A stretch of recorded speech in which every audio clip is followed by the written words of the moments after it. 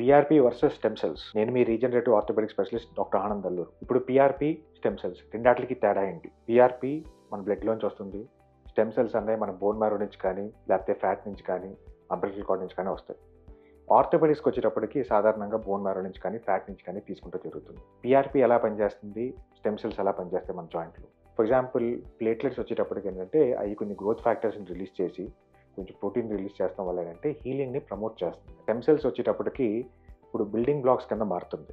అంటే డ్యామేజ్ టిష్యూని ఏంటంటే రీజనరేట్ చేస్తాం, రీప్లేస్ చేసి మంచిగా చేస్తానికి హెల్ప్ చేస్తుంది.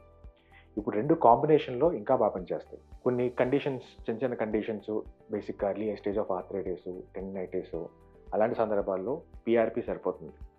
అదే దాని నెక్స్ట్ లెవెల్లో ఉన్నప్పుడు మటుకి డెఫినెట్గా స్టెమ్ సెల్స్ అనేవి చాలా ట్రెమెండస్ రిజల్ట్స్ వస్తాయి. ఫస్ట్ దాంతో చిన్న కండిషన్లో సరిపోతుంది. స్టెమ్ సెల్స్ అనేవి కొంచెం నెక్స్ట్ లెవెల్కి వెళ్ళేటప్పుడు దాన్ని రిపేర్ చేస్తానికి బాగా హెల్ప్ అవుతుంది.